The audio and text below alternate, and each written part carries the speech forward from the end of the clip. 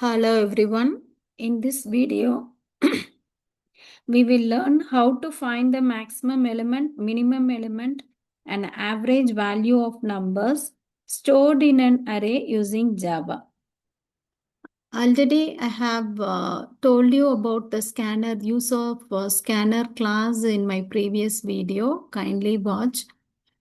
The system.n is nothing but you are getting the input from the keyboard. Okay. So SC object, scanner object I am using to read using the methods called next int. I am getting the integer value. This scanner method is available to read the integer value from the user. Okay. So before finding the maximum, minimum, average value of the array, first you need to store the array elements. To store the array elements, before that you have to initialize the array. Before initializing the array, you must know about the size of the array. So to get the size of the array, I am using the variable called n. Okay. Here the size of the array is 10, means you are initializing the array size as 10 using this statement. Int array, since it is the 1D array, you have to use one single square brackets. And this is the way, kindly watch my previous 1D array about how to initialize and store and how to traverse the 1D array before watching this video. This video is about the array statistics, just to show you how to traverse the array elements and how to find the maximum, minimum, and average value of the array elements. Okay. So here I am declaring the array of the size n. Whatever you are getting the size here, with that size I am declaring the array. And then here sum is equal to 0 because I am going to calculate the average. What is the average formula?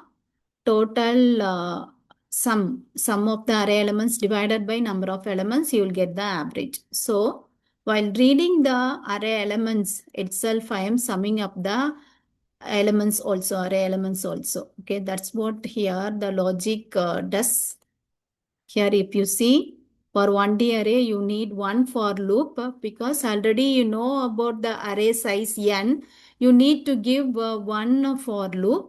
And this statement is what you are getting the array elements from the user. sc.nextInt means an integer array you are getting from the user and storing in the array elements. As you know, the array element index starts with 0. So 1 by 1 array of 0 will be the 90 and next will be 78. Okay, 1 by 1. So if the size here 5 means 5 elements, here I am getting 90, 78, 65, 56 and 98. And it will be adding also 1 by 1. First I am reading, first sum is equal to 0. Okay, initially sum is 0. And later first element you are reading with 90 means 0 plus 90 will be the sum value. Now sum is 90. Now later 90 sum value plus next value is 78. So it will be 168. Then 168 plus what is the next value here? It is the third element is 65. Like that it goes on adding and all the 5 elements sum will be stored over here. Okay. So now I have got all the array elements and also sum I have got. Now I am going to find out the max and min among the array elements. What is the logic means? First array element where it will be stored? It will be stored in array of 0. Okay. So this is the first element of the array. What is that? It's nothing but 90. So max and min I am initializing with 90. And later we have to traverse one by one the array element and we have to check that element is greater than the current max and current max and whether it is minimum than the current minimum value. Okay. If that case means you have to update. That's what this logic is about. Okay. If you see this logic is for updating max and min. So here already you have got all the array elements and your traversing starts with 1. Why 1? It is nothing because already the first element you have assigned with max and min. So now we are going to compare with the second element until the last element of the array. It's nothing but 5. So it has to check with 2, 3, 4 indices. Okay.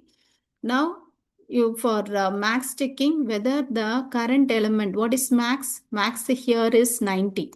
Okay. And what is the array of 1? It is nothing but 78. Whether 78 is greater than 90. No. So it will not update. And then next, whether 78 is less than 90. Yes, it is less. So min will be updated with 78. Okay, already it was 90. Now it is 78. Likewise, one by one you have to traverse the array elements and accordingly you have to update max and min. Next step is you are going to print the average value. For that, how to calculate the average? You have to divide the sum with the number of elements. As you know, sum and n are of type integer. So here typecasting is necessary because the result here you are storing in the double. So typecasting ensures that we get a decimal result. Okay. So here it sum divided by n returns the integer result, but we need the double result. For that you have to typecast like this. Okay. And later you have to display the values. Now I have already run the program. I show you the result. I have got 5 elements. Enter the number of elements. I have given it as 5.